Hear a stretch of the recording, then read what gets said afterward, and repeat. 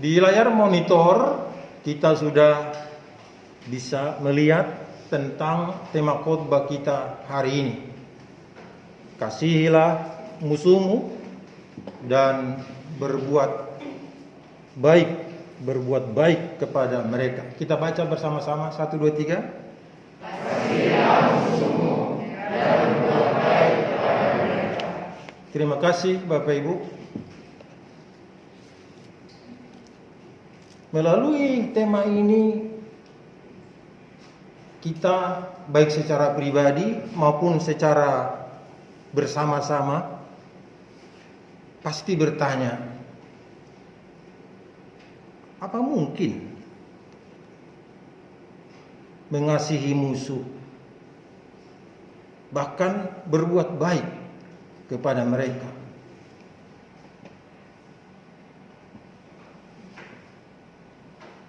Mengasihi diri sendiri aja belum tentu kita sudah selesai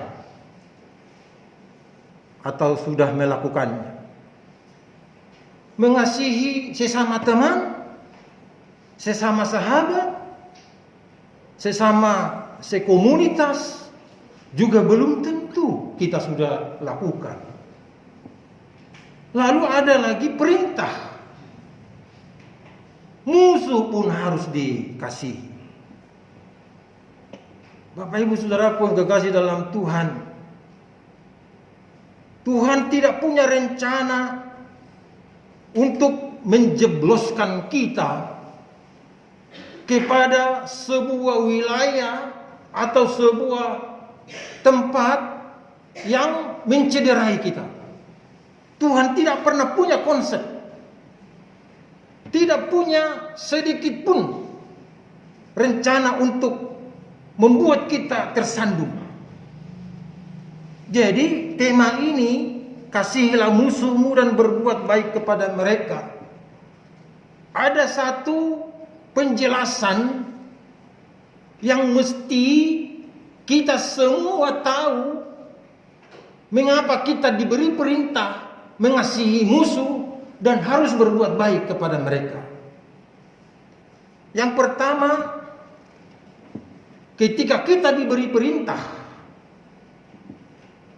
pertama karena dia melihat kita pasti bisa melakukannya.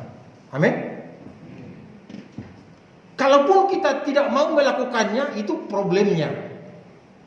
Tapi Allah melihat diri kita secara pribadi, face to face, secara individu, bahwa di dalam hati, pikiran, tubuh manusia, ketika ada perintah mengasihi musuh dan berbuat baik, pasti mampu dilakukan.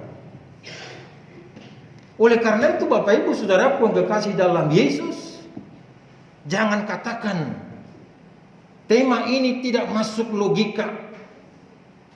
Jangan katakan, wow, orang Kristen itu ternyata berat banget. Jangan katakan menjadi pengikut Kristus itu berarti menjadi orang yang terus-menerus saluran berkat kepada orang lain. Jangan katakan begitu. Kenapa? Kita dapat jawaban hari ini, yaitu di ayatnya yang ke-35. Dikatakan dalam bagian A, dikatakan, tetapi kamu kasihilah musuhmu dan berbuatlah baik kepada mereka dan pinjamkan dengan tidak mengharapkan balasan, maka upahmu akan besar dan kamu akan menjadi anak-anak Allah yang maha tinggi. Berarti perintah ini memposisikan kita di kelas wahid, di kelas utama, yang memiliki privasi, memiliki standar kehidupan, bukan anak gampangan, bukan juga anak buangan, tetapi menjadi anak prioritasnya Allah. Amin. Bilang amin itu semangat, jangan loyo kayak nggak makan sebulan.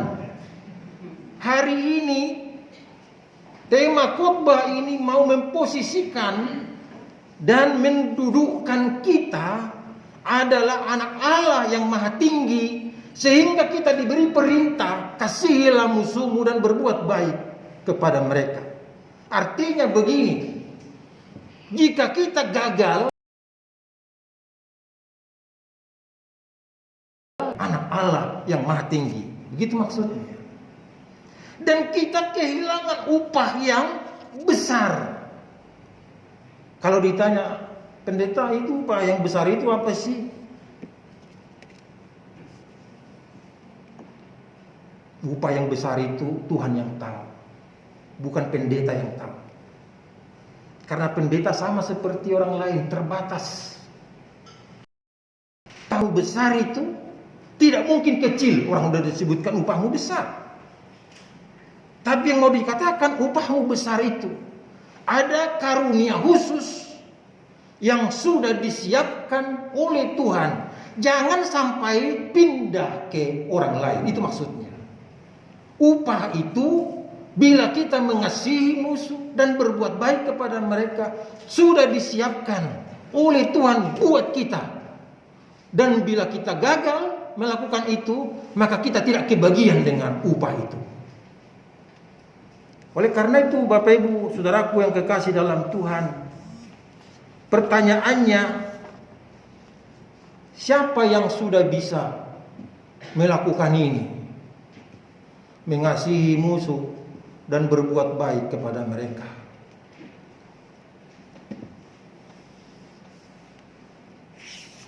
Saya ambil dulu dari dunia internasional. Dari dunia internasional itu ialah bernama Nelson Rolihlahla Mandela. Saya ulangi, Nelson Rolihlahla Mandela. Dia lahir tanggal 18 Juli 1918 dan meninggal tanggal 5 Desember tahun 2013. Artinya belum lama. Dan usianya hidup 95 tahun. Mungkin Bapak Ibu saudara-saudara lebih lengkap data itu dan lebih tahu tentang itu daripada saya. Tapi bila ini saya sampaikan kepada kita, itu berarti untuk meneguhkan kembali pemahaman kita dan memanggil kita untuk menjadi seorang anak Allah yang ingin mendapat upah yang besar. Nelson Mandela ini 27 tahun mendekam di dalam penjara. Jadi tidak lama, tidak singkat, sangat lama. 27 tahun dia mendekam di penjara bukan kejahatannya, tapi karena lawan-lawan politiknya membuat dia supaya tidak bisa naik menjadi orang ternama di Johannesburg, Afrika Selatan. Di penjara itu selama 27 tahun dia pernah digantung. Dan digantung itu bukan kepalanya seperti begini digantung. Kepalanya ke bawah, kakinya ke atas. Selain itu dia disiksa.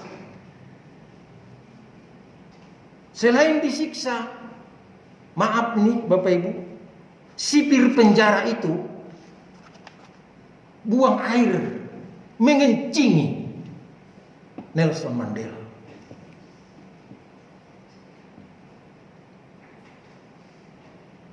Mungkin kalau kita diperlakukan seperti itu,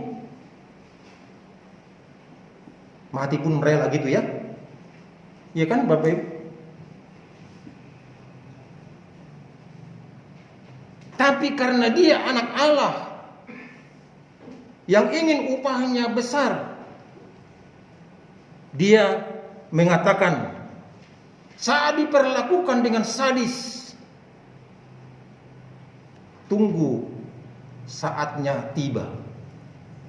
Itu yang diucapkan oleh Nelson Rolihlahla Mandela. Bapak Ibu Saudaraku yang kekasih dalam Tuhan, tahun 1994 Nelson Mandela terpilih jadi presiden Afrika Selatan. Dialah satu-satunya tokoh yang menentang apartheid rasisme. Dialah putra pertama kulit hitam yang menjadi presiden di Afrika Selatan. Pertama diangkat jadi presiden. Apa yang dia lakukan? Dia mengirim ajudan untuk memanggil sipir penjara yang mengincingi dia. Dipanggil. Bayangkan orang yang berbuat jahat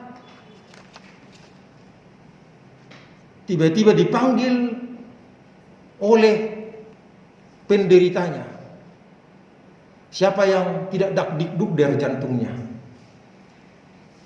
Bapak Ibu, saudaraku yang kekasih dalam Tuhan, setelah ajudannya menyerahkan sipir penjara ini ke hadapan Nelson Rolihlahla Mandela, dia mengatakan,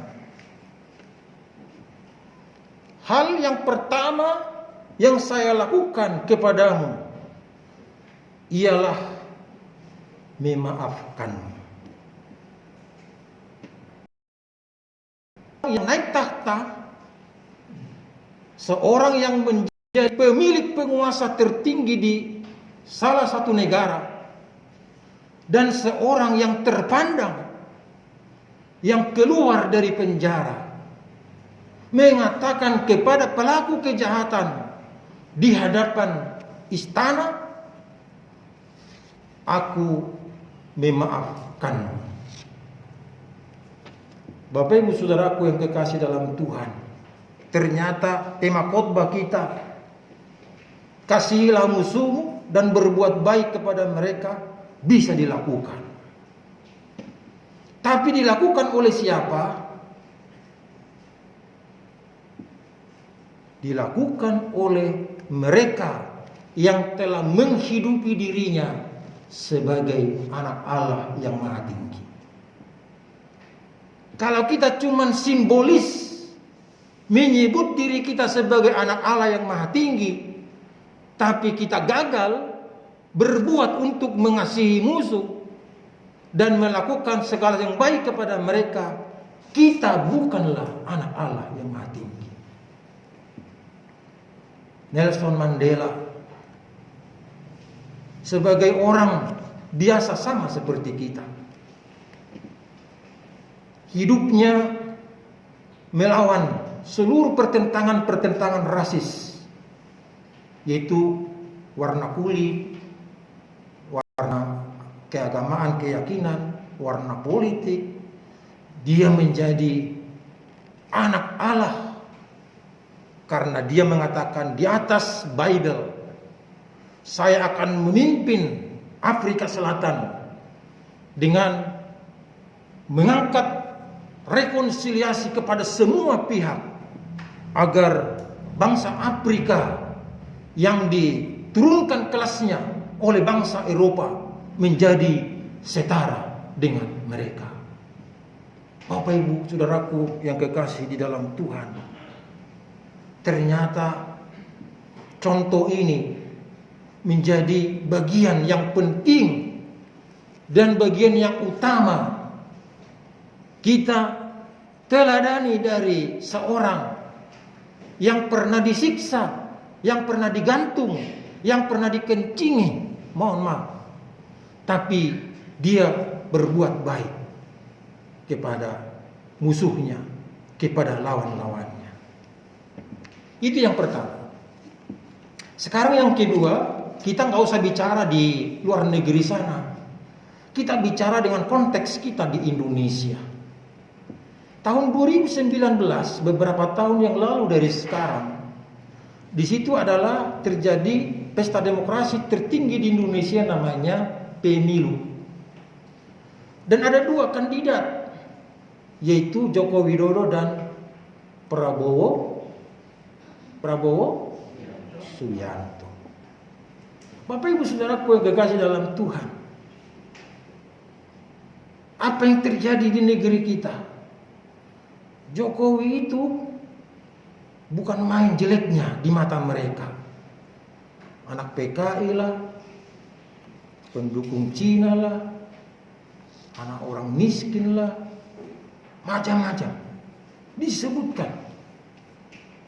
Dan saingannya ini tidak pernah melarangnya, tidak pernah mengklarifikasikannya, bahkan seolah-olah mendukung seluruh hinaan, seluruh perkataan-perkataan yang menyakiti dan melukai dirinya. Walaupun dia beragama Muslim, tapi dia berhasil melakukan perintah Tuhan, yaitu mengasihi musuh dan berbuat baik. Bagaimana caranya? Begitu dia terpilih jadi presiden, karena unggul, yang menjadi menteri politiknya, yang menjadi menteri pariwisata kreatif adalah juga lawan politiknya. Di mana-mana orang mengangkat tinggi nama Joko Widodo di dunia internasional. Bahkan tahun ini dia menjadi presidensial dari 20 negara G20 nanti di Bali. Sebelumnya Indonesia ini tidak pernah seperti itu. Ini sudah contoh dari dalam, dari konteks kita di Indonesia. Pertanyaannya, apalagi kita, anggota tubuh Kristus. Kalau ada anggota jemaat yang menyakitimu, melukaimu, bukan kamu yang sakit, tapi dialah yang sakit. Karena pekerjaannya menyakiti dan melukai. Maka kita yang sembuh harus menyembuhkan dia. Jangan kita biarkan sakit terus. Itulah perintah ini. Kasihilah musuhmu dan berbuat baiklah kepada mereka. Kalau ada sesama anggota tubuh Kristus ini, mungkin sampai menyandera hidupmu, mengata-ngatai dirimu supaya jelek kepada orang lain, enggak usah gelisah dan gegana. Tahu gegana? Gelisah, galau dan merana. Seperti enggak usah galau. Mereka yang melakukan itu adalah sedang sakit. Ada penyumbatan otak sehatnya. Ada gejala-gejala miring yang mengganggu tubuhnya, sehingga dia berbuat demikian. Maka kita yang sehat, maka kita yang disebut sebagai anak Allah yang maha tinggi, maka kita yang disebut sebagai anak Allah yang ingin mendapatkan upah yang besar dari Tuhan, kita mesti tolong dia. Kita mesti ulurkan tangan menolong dia. Kita mesti bantu dia untuk hidup di on the track-nya, yaitu di jalan yang benar. Bapak Ibu Saudaraku yang kekasih dalam Tuhan, ketika ada terjadi konflik bisa terjadi di mana-mana. Gak hanya di negara, di dalam keluarga, di dalam gereja.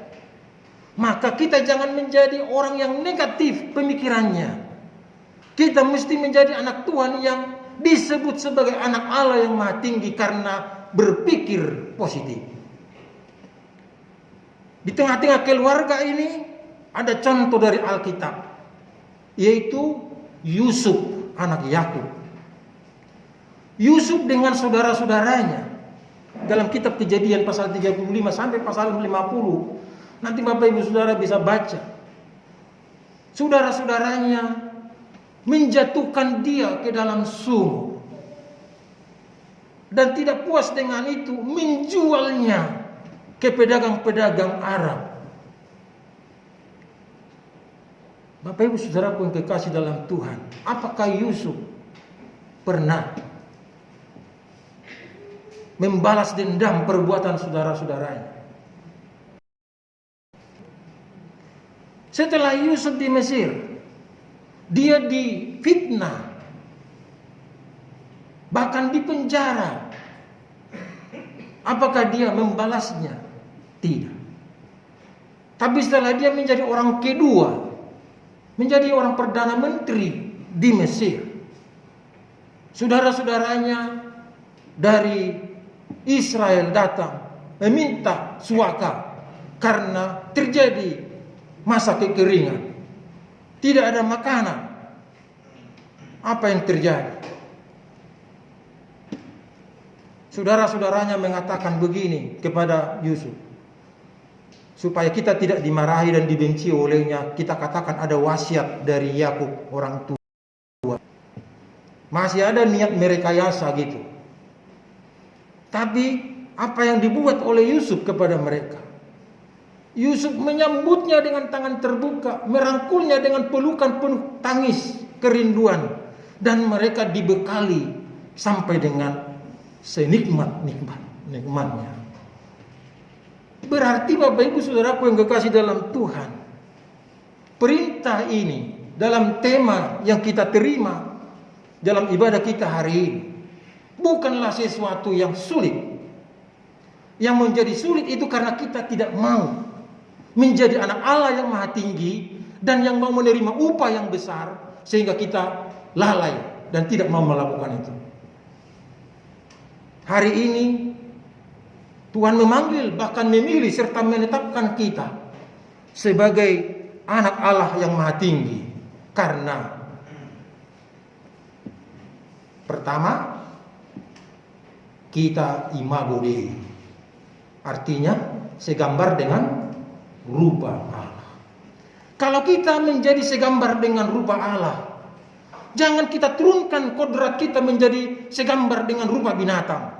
Karena banyak gambar-gambar rupa Allah, tapi bertindak seperti binatang, bertindak menggigit seperti anjing, bertindak mencakar seperti kucing, atau seperti harimau. Bahkan apa itu? Yang melebarkan mulutnya untuk memangsa temannya sendiri. Itu menurunkan derajatnya.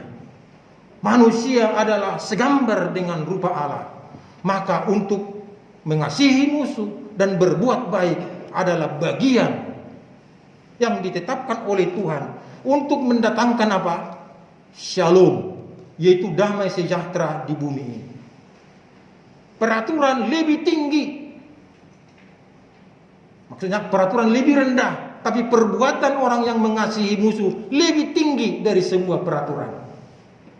Kalau peraturan kan gigi ganti gigi, mata ganti mata. Tapi kalau kasih seperti yang diajarkan hari ini, mengungguli semua ketetapan dan semua peraturan. Allah mendesain kita.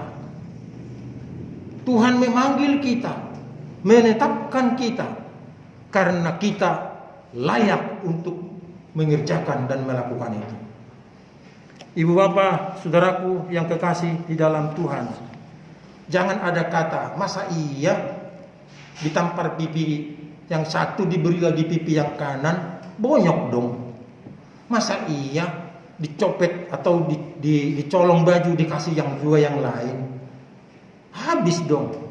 Itu karena kita menurunkan derajat kita, merobek desain Allah dari dalam diri, merubah ketetapan Allah yang menjadi gambar dirinya yang ditugaskan di dunia ini bagi kita untuk melakukan yang terbaik sebagai anak Allah yang maha tinggi.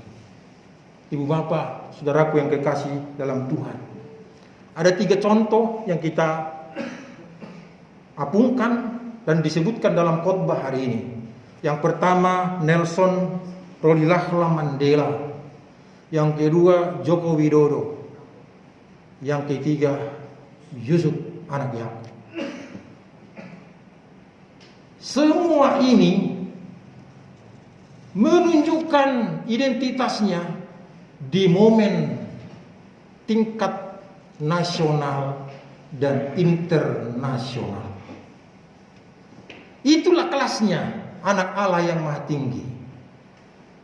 Jadi bukan internasional. Tahu internasional atau tradisional? Kelas kita ialah nasional dan internasional. Oleh karena itu, supaya kita memahami identitas ini. Tema khotbah minggu yang lalu menjawabnya. Diberkatilah orang yang mengandalkan Tuhan dan yang menaruh harapannya pada Tuhan. Ini kunci suksesnya.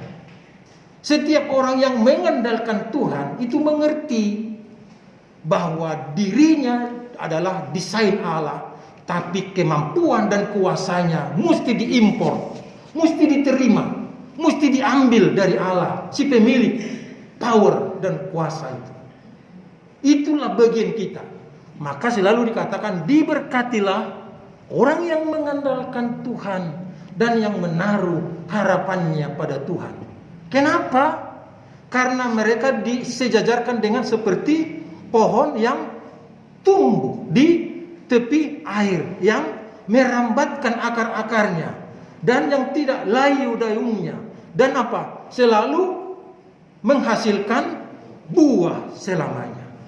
Jadi kita ini bukan orang yang tidak produktif.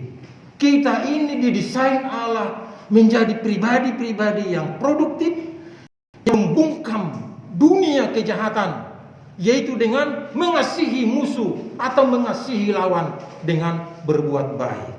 Ibu bapak, saudaraku yang kekasih dalam Tuhan,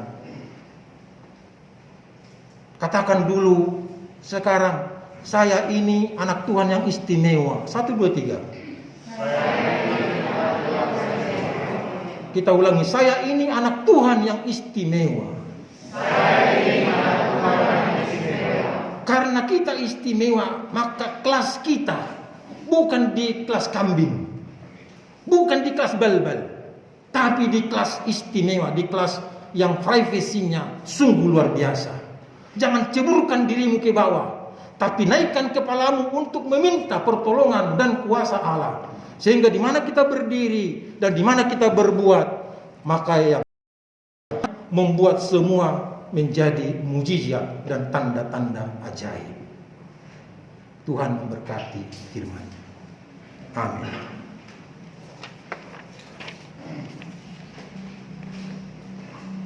Kita bernyanyi dari Kidung Kisah 548, bait pertama dan kedua.